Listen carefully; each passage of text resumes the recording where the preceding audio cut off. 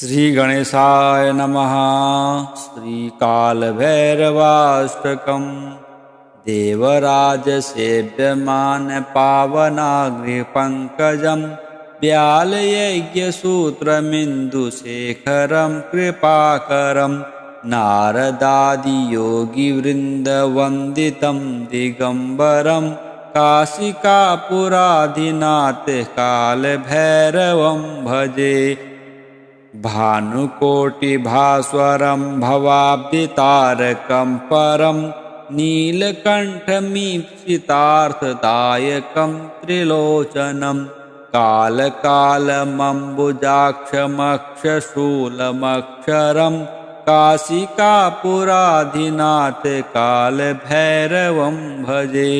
शूलटङ्कपाशदण्डपाणिमादिकारणं श्यामकायमादिदेवमक्षरं निरामयं भीमविक्रमं प्रभुं विचित्रताण्डवप्रियं काशिकापुराधिनाथ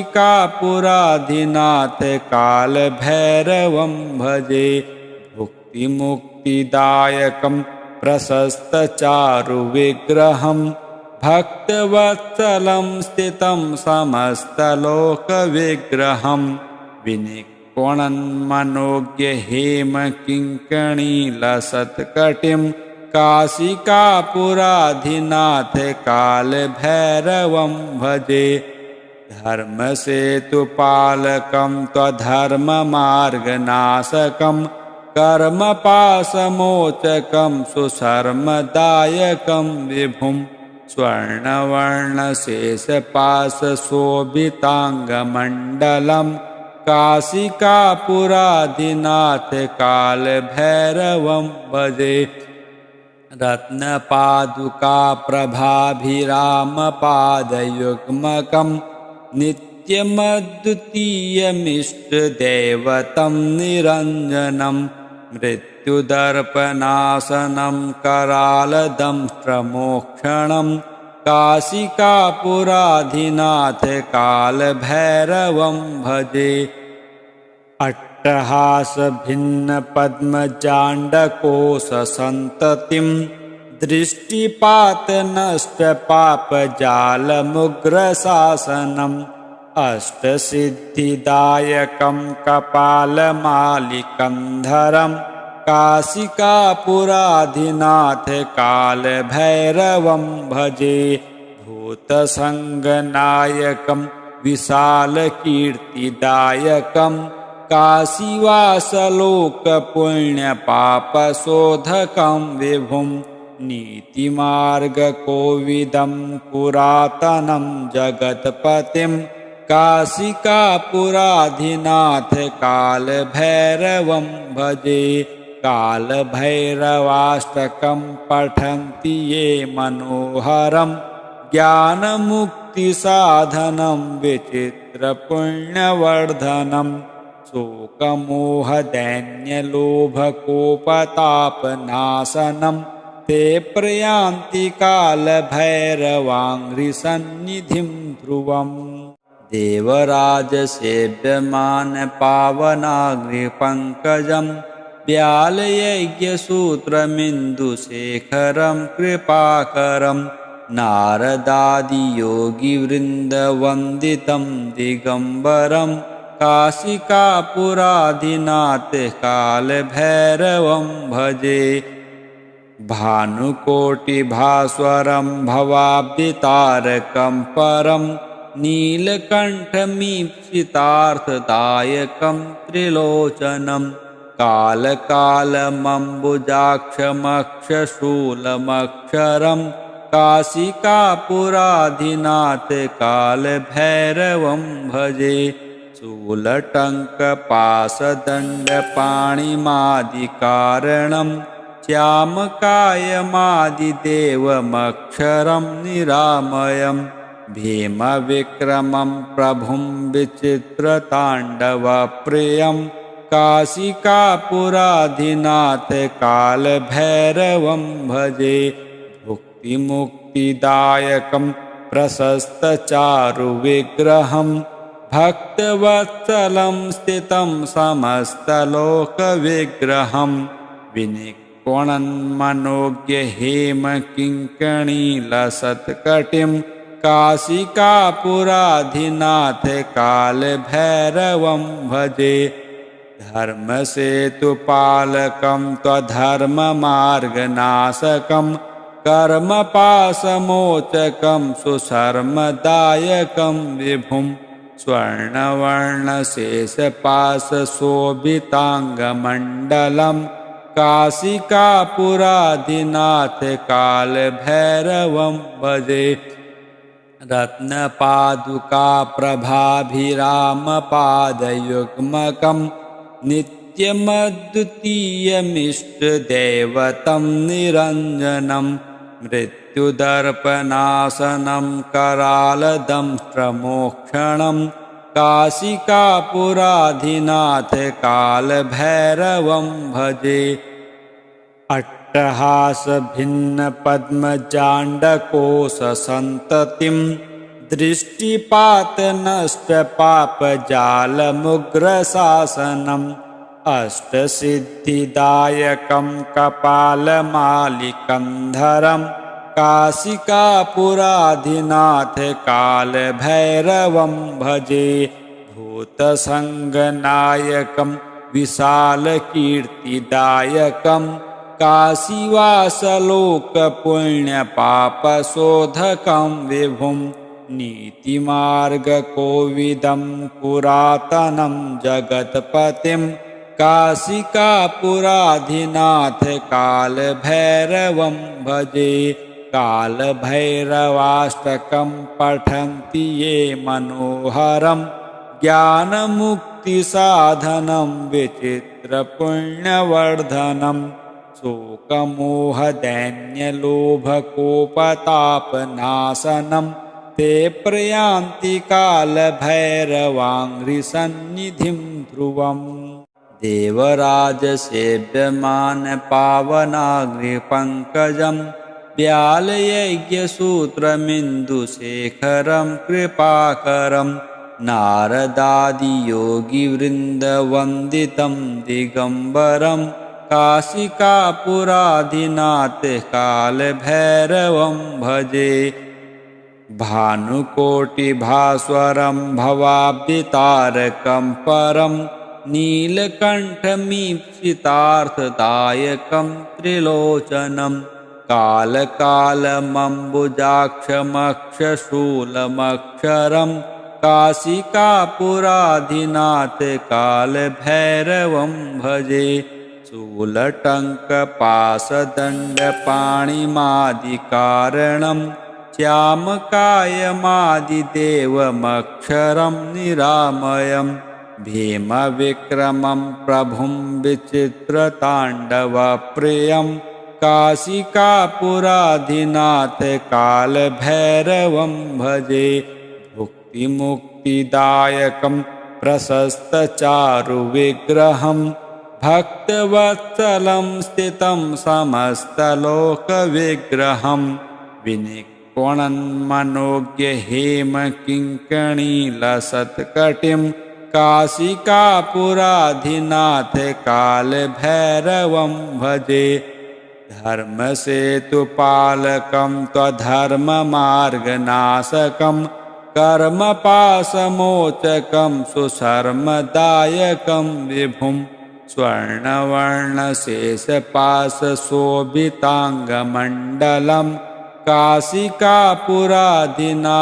कालभैरवं भजे।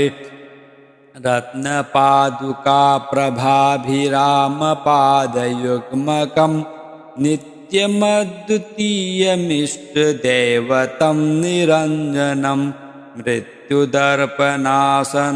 करालदंष्ट्रमोक्षणं काशिकापुराधिनाथ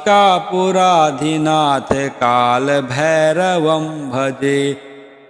अट्टहासभिन्नपद्मजाण्डकोशसन्ततिं दृष्टिपातनष्टपापजालमुग्रशासनम् अष्टसिद्धिदायकं कपालमालिकन्धरं काशिकापुराधिनाथ कालभैरवं भजे। भूतसङ्गनायकं विशालकीर्तिदायकं काशीवासलोकपुण्यपापशोधकं विभुं। नीतिमार्गकोविदं पुरातनं जगत्पतिं काशिकापुराधिनाथ कालभैरवं भजे। कालभैरवाष्टकं पठन्ति ये मनोहरं ज्ञानमुक्तिसाधनं विचित्रपुण्यवर्धनं। शोकमोहदैन्यलोभकोपतापनाशनं ते प्रयान्ति कालभैरवाङ्घ्रिसन्निधिं ध्रुवम्। देवराजसेव्यमानपावनाग्निपङ्कजं व्यालयज्ञसूत्रमिन्दुशेखरं कृपाकरं नारदादियोगिवृन्दवन्दितं दिगम्बरं काशिकापुराधिनाथ कालभैरवं भजे। भानुकोटिभास्वरं भवाब्धितारकं परं नीलकण्ठमीप्सितार्थदायकं त्रिलोचनं कालकालमम्बुजाक्षमक्षशूलमक्षरं काशिकापुराधिनाथ कालभैरवं भजे। शूलटङ्कपाशदण्डपाणिमादिकारणं श्यामकायमादिदेवमक्षरं निरामयं भीमविक्रमं प्रभुं विचित्रताण्डवप्रियं काशिकापुराधिनाथ कालभैरवं भजे। भुक्तिमुक्तिदायकं प्रशस्तचारुविग्रहं भक्तवत्सलं स्थितं समस्तलोकविग्रहं विनिक्वणन्मनोज्ञहेमकिङ्कणीलसत्कटिं काशिकापुराधिनाथ कालभैरवं भजे। धर्मसेतुपालकं त्वधर्ममार्गनाशकं कर्मपाशमोचकं सुशर्मदायकं विभुं स्वर्णवर्णशेषपाशशोभिताङ्गमण्डलं काशिकापुराधिनाथ कालभैरवं भजे। रत्नपादुकाप्रभाभिरामपादयुग्मकं नित्यमद्वितीयमिष्टदैवतं निरञ्जनं मृत्युदर्पनाशनं करालदंष्ट्रमोक्षणं काशिकापुराधिनाथ कालभैरवं भजे।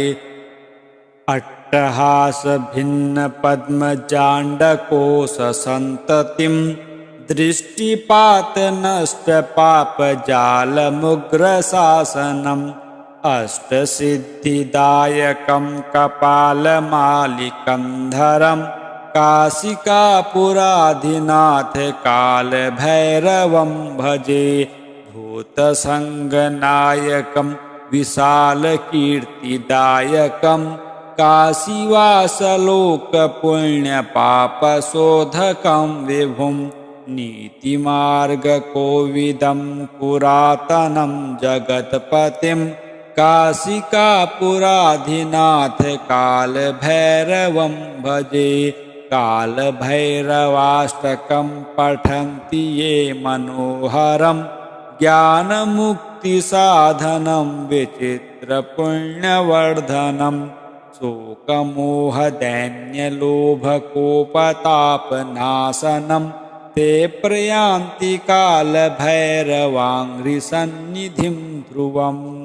देवराजसेव्यमानपावनाग्निपङ्कजं व्यालयज्ञसूत्रमिन्दुशेखरं कृपाकरं नारदादियोगिवृन्दवन्दितं दिगम्बरं काशिकापुराधिनाथ कालभैरवं भजे।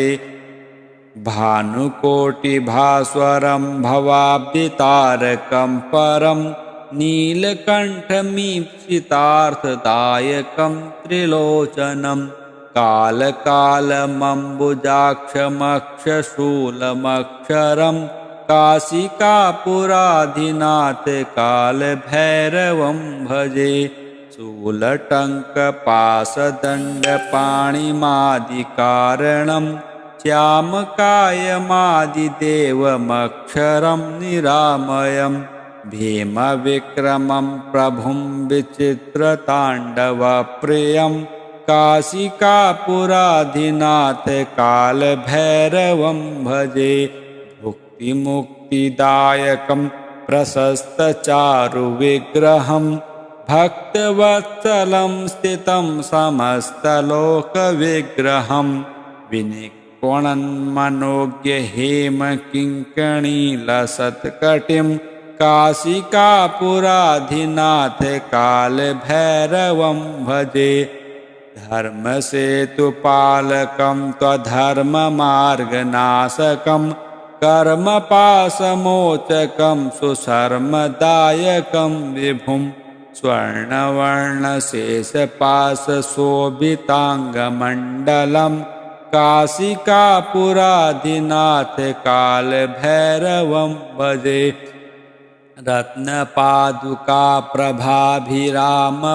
रत्नपादुकाप्रभाभिरामपादयुग्मकं नित्यमद्वितीयमिष्टदैवतं निरञ्जनं मृत्युदर्पनाशनं करालदंष्ट्रमोक्षणं काशिकापुराधिनाथ कालभैरवं भजे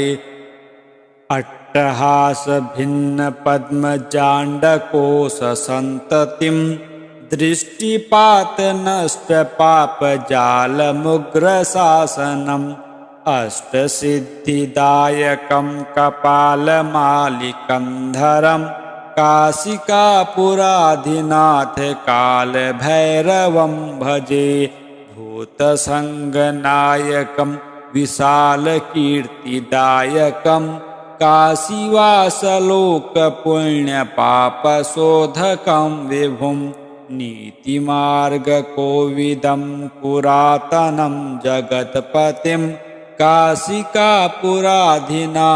कालभैरवं भजे कालभैरवाष्टकं पठन्ति ये मनोहरं ज्ञानमुक्तिसाधनं विचित्रपुण्यवर्धनं शोकमोहदैन्यलोभकोपतापनाशनं ते प्रयान्ति कालभैरवाङ्घ्रिसन्निधिं ध्रुवम् देवराजसेव्यमानपावनाग्निपङ्कजं व्यालयज्ञसूत्रमिन्दुशेखरं कृपाकरं नारदादियोगिवृन्दवन्दितं दिगम्बरं काशिकापुराधिनाथ कालभैरवं भजे भानुकोटिभास्वरं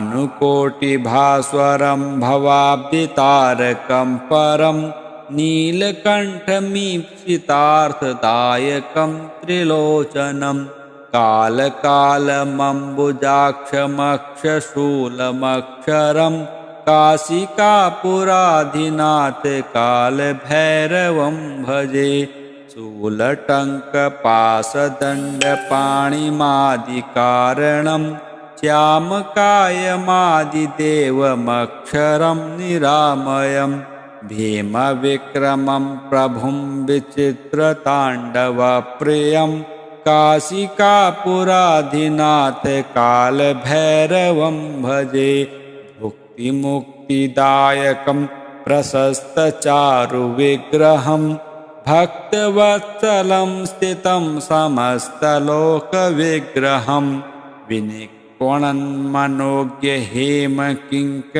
विनिक्वणन्मनोज्ञहेमकिङ्कणीलसत्कटिं काशिकापुराधिनाथ कालभैरवं भजे धर्मसेतुपालकं त्वधर्ममार्गनाशकं कर्मपाशमोचकं सुशर्मदायकं विभुं स्वर्णवर्णशेषपाशशोभिताङ्गमण्डलं काशिकापुराधिनाथ कालभैरवं भजे। रत्नपादुकाप्रभाभिरामपादयुग्मकं नित्यमद्वितीयमिष्टदैवतं निरञ्जनं मृत्युदर्पनाशनं करालदंष्ट्रमोक्षणं काशिकापुराधिनाथ कालभैरवं भजे। अट्टहासभिन्नपद्मजाण्डकोशसन्ततिं दृष्टिपातनष्टपापजालमुग्रशासनम् अष्टसिद्धिदायकं कपालमालिकन्धरं काशिकापुराधिनाथ कालभैरवं भजे। भूतसङ्गनायकं विशालकीर्तिदायकं काशीवासलोकपुण्यपापशोधकं विभुं नीतिमार्गकोविदं पुरातनं जगत्पतिं काशिकापुराधिनाथ